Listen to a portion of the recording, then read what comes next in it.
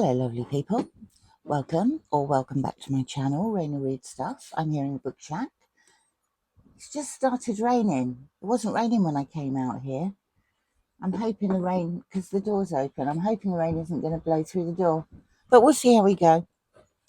It's Sunday. I'm going to do my weekly reading wrap up. And actually, I've had the best week that I've had for a very long time. 2, 3, 5.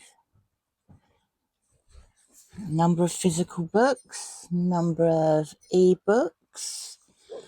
Let's start with the ones I finished this week. I actually read all of this. We were reading T.S. Eliot for a T.S. Eliot group, and I thought I was just going to abandon it. We'd read The Love Song of Alfred Prufrock the first week, and then spent 2 weeks reading The Wasteland, both of which I really enjoyed, although The Wasteland is quite bleak. And I was going to leave it there, but as well as reading the 4 quartets, each of which is based on a different place, I also read the other poetry in here. This is the collected poems of T.S. Eliot, 1909 to 1962. So I read the rest of the Prufrock collection. Then there was a section called Poems 1920, which included things like Gerontion, Mr. Eliot's Sunday Morning Service. The Wasteland I'd read previous weeks, but I read The Hollow Men, which was interesting. I like those. Aerial poems, which included The Journey of the Magi. Some unfinished poems, which didn't quite get into, I have to confess.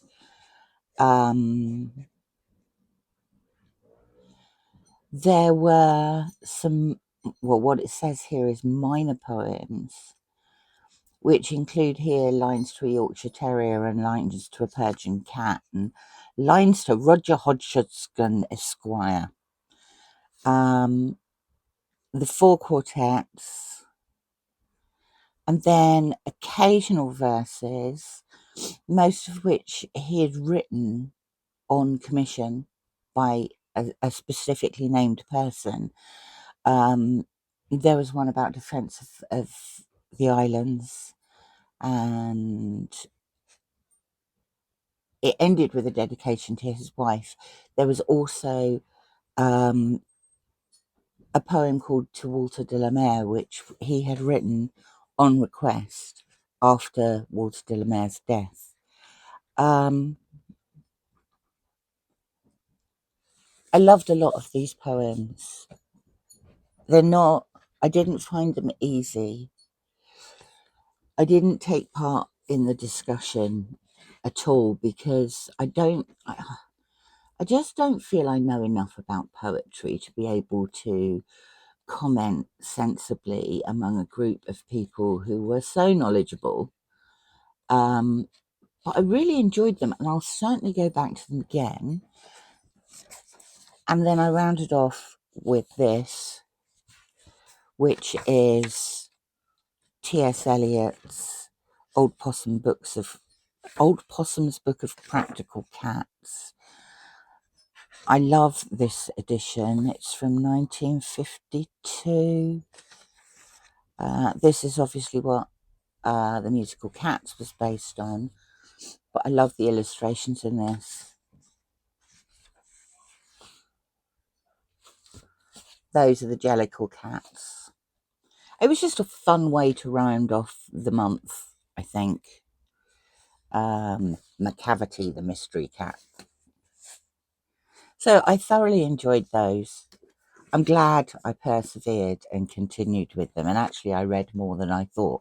So that is going on my 60 before 60. Well, it's gone on my 60 before 60 classics list. This was a surprise. I got an email a couple of weeks ago from a man called John Cooper, and he runs Crimacopia, Murderous Ink Press, and the lovely Dave Brzezinski had sent him in my direction. He asked me if I'd like to review some crime books. Now, I like crime very much. He sent me two, and this week he sent me another one. One of the ones he sent me was this, Chica Chica Boomba. And this is an anthology of women's writing that came out earlier this year and included short stories from most of these appear to be very established writers, but I'd not heard of them. They've previously been published in many other magazines and anthologies and things like that. These were utterly brilliant. I really wasn't expecting, I don't know why, I wasn't expecting the standard to be this good. I thoroughly enjoyed these stories. The Dandelion Heads by Marie Anderson, The Tao of Murder by Nina Mansfield. Honestly, these were so enjoyable. I raced through them. There's 16 in here.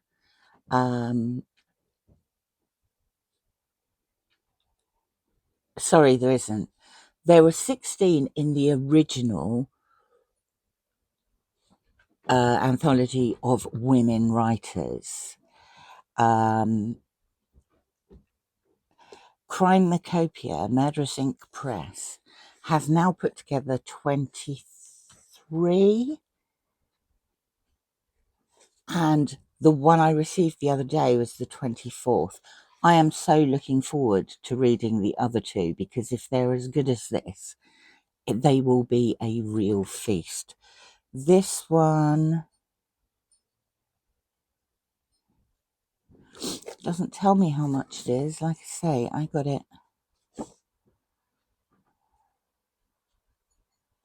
I had it sent to me. It came out in March, this one. And John said, Murderous Ink Press is a COVID revival from the first lockdown. It was originally a writers' group for years, and then life stepped in and everything went into hibernation.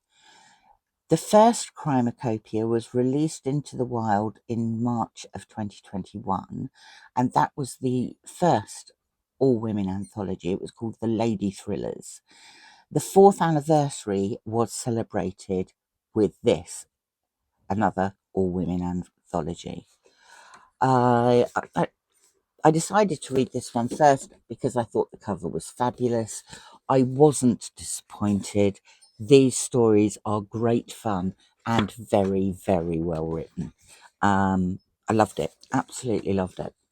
So that was the first, I think that was the first book I finished this week. Eliot I'd already started. Old Possum's Book of Practical Cats I had actually read before. Then I went for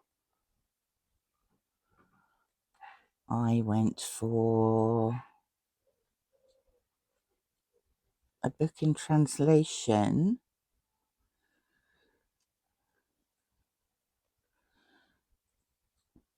This is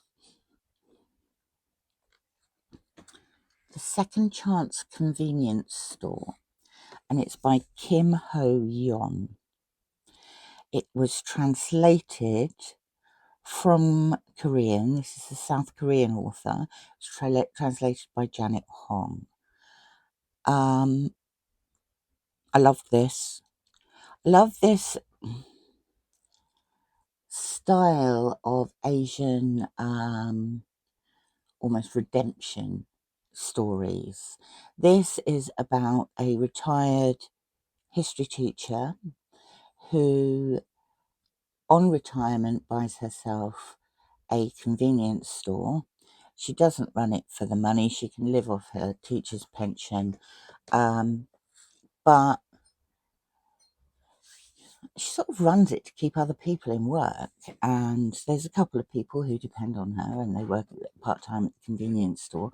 She likes nothing more than if her part-timers actually progress and move on somewhere else. So she has staff who are studying part-time to do their exams, etc., and then move on once they've passed exams. One day she is heading off to an appointment and she realizes she's lost her handbag. She's just pulled out of Seoul railway station. She then gets a phone call from someone who says he's found her bag and he's at Seoul station. So she gets off the train, returns, and comes across this homeless man who has her handbag and is protecting it from a gang of about 4 people who are punching and kicking him in an attempt to get this bag. He will not let go of it, but he just lies there and lets himself be beaten. When these attackers get bored and move off, she has a conversation with him, and he is homeless. She asks him to walk with her. She provides him with some food. They chat. He doesn't know what his name is. He says he's got alcohol-induced dementia from drinking too much. They strike up a bit of a rapport. She ends up offering him a job because her night, the guy who covers the night shift in the store is leaving. And so she loans him some money to get himself a room, get washed, buy some clothes, shave, have his hair cut, etc. And they start training him at this shop. And to start with, he seems a bit slow. He struggles to speak, but the reason he struggles to speak is because he spent several years not speaking. And so he has to get used to talking to people again. And he has a profound effect on many of the people he meets. And it's a real feel-good book, really feel-good book. I enjoyed it. I know it wouldn't be some people's cup of tea, but I love this style of writing from, you mainly see it from Japan and South Korea, and I really enjoy it. And I enjoyed that. Where are we now? What have we done? We've done those 3, right.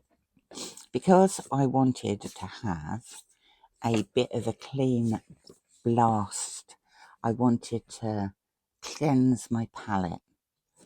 I decided British crime classics. It wasn't that long ago since I showed you a big pile of British crime classics that my husband had very kindly bought me. I started with Death of a Busybody by George Bellairs, which was first published in 1943. And we have a little town called Hilary Magna, and Miss Tither is the village busybody.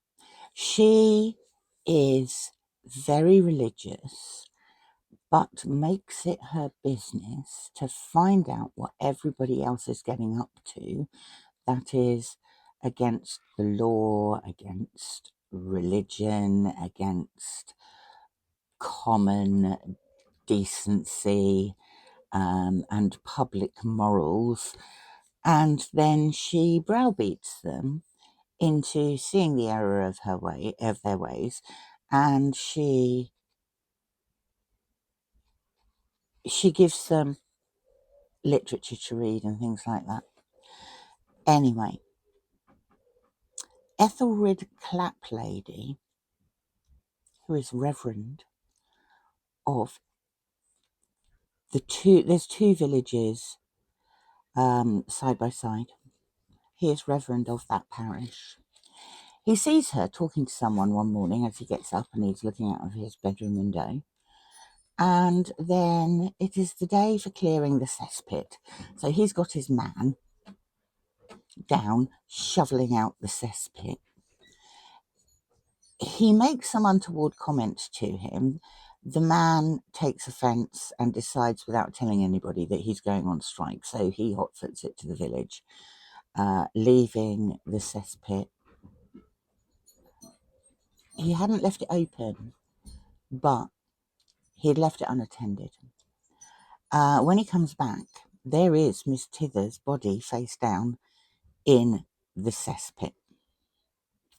Who has killed Miss Tither? One of the great things about this book is the ridiculous names. They are really fun. We have Harry Winkle. We have, what did I say? He's an Ethelred Claplady is the vicar. Miss Tither is the busybody. It's really good fun. I thought the story was entertaining. I liked the characters in it, and it was a good little mystery. I would read more of this. Now, the second one, Sergeant Cluff Stands Firm. This is by Gil North. And this again is quite a good mystery. There's quite a lot of red herrings thrown in there and twists and turns. I believe, well, I know that this is the first Sergeant Cluff book in a series. It was then televised, as I learned when I mentioned this book a couple of weeks ago. And I think there's a couple of episodes on YouTube, which I am going to catch up with. This was first published in 1960. I think this is one of the later ones that I've got. Now, again, I enjoyed the story. I like Sergeant Cluff. He is unmarried, lives with a dog and a cat. He is the only person in CID locally. So his local inspector and superintendent have no control over him whatsoever, and he appears to do pretty much what he likes. That said, he does stick to the law. He's not, a rogue policeman or anything. One thing I would say about this book, there were a number of female characters in there, and the descriptions of them, I couldn't tell you how tall they were. I can't tell you what their eye colour was or what their hair colour was, but I could probably tell you what everyone's bra size was. All of the women seemed to be described according to the size of their cleavage. And yeah, I'm not prudish, but there are other ways of describing people. And it happened so often it struck me as odd. That said, I did like Sergeant Cluff himself.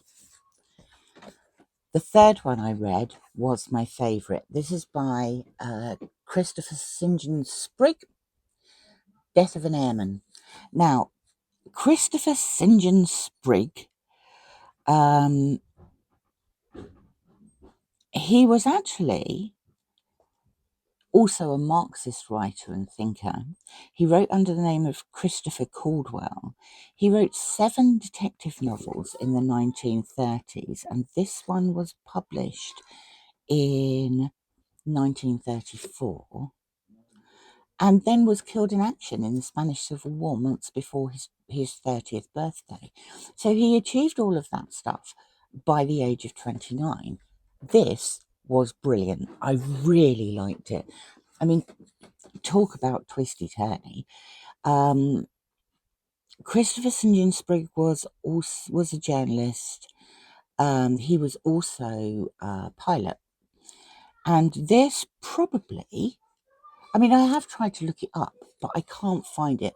And I don't quite know what to search under. This starts off with an Australian bishop who is on holiday in England.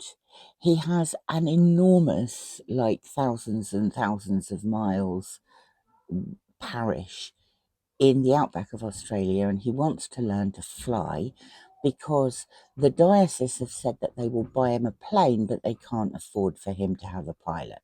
So he's got to learn to fly it himself. And so he's in England on holiday. He comes across this air school and he decides he's going to go and have flying lessons.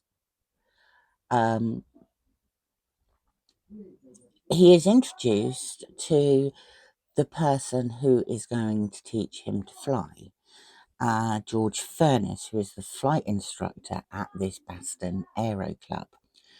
When he goes along the following morning to prepare for his first flying lesson, the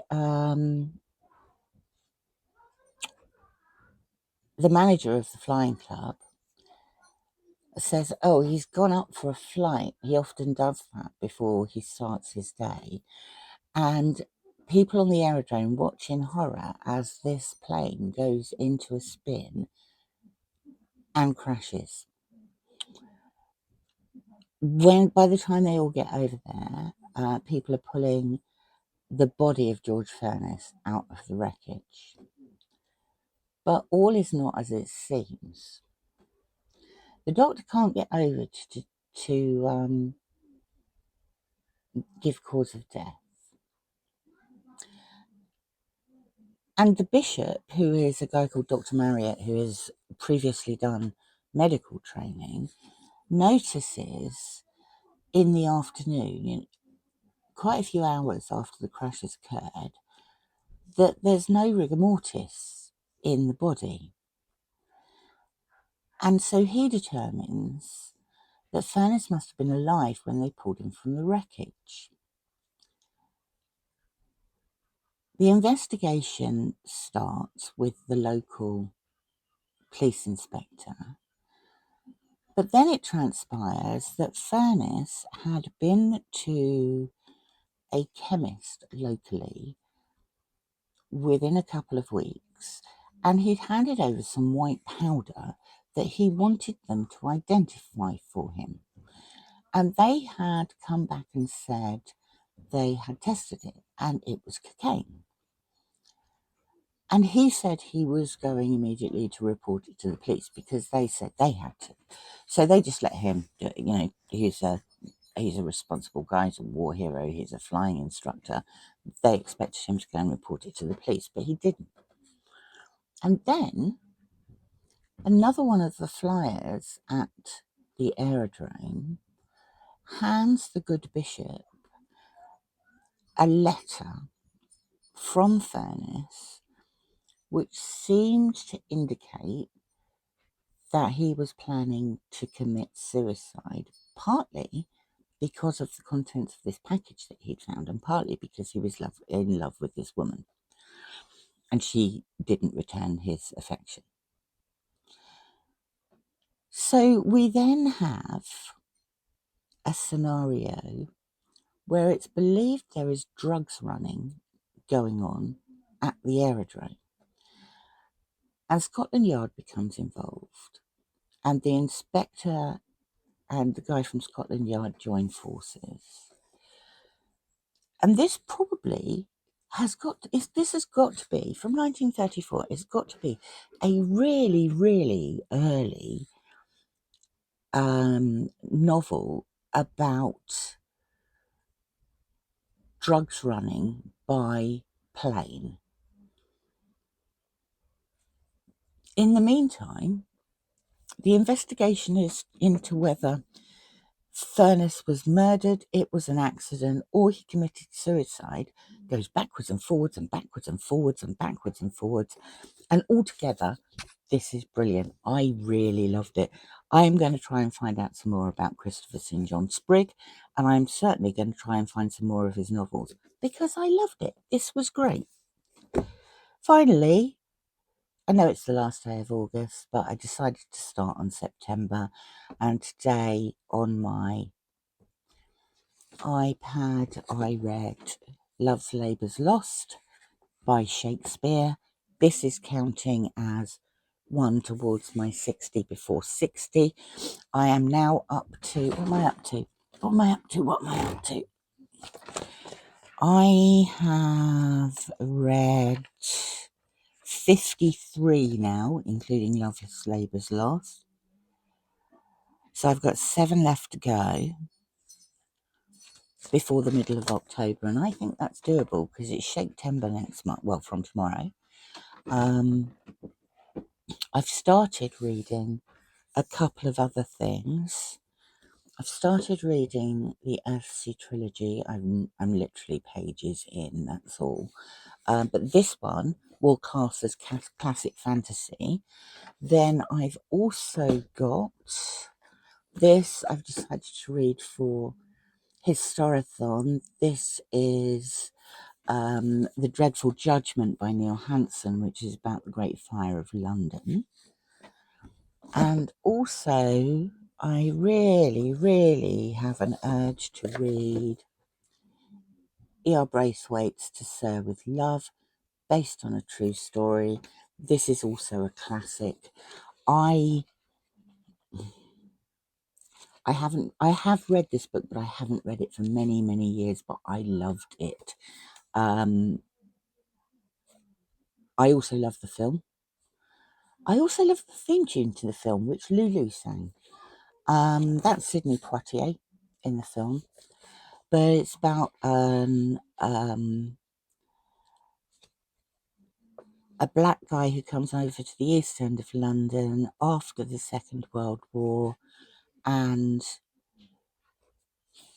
he's going to teach in a school. He's going to teach the older children in a school in the East End of London, and it's about the prejudice that he experiences,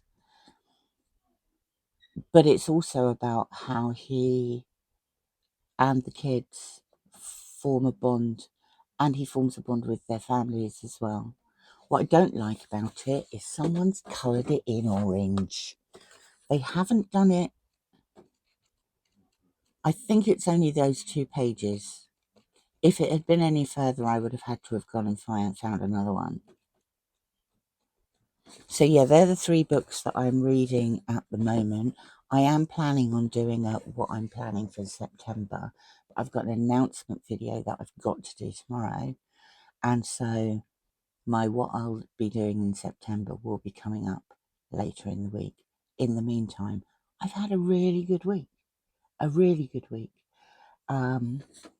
Loved making a start on these. The Second Chance convenience store was great.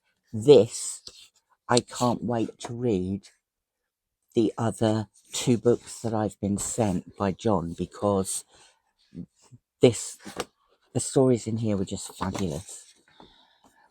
And I'm glad I persevered with T.S. Eliot. So I hope you've had a good week.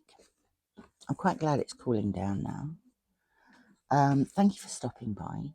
It's always lovely to see you. Let me know what you've been up to, and have a fabulous week.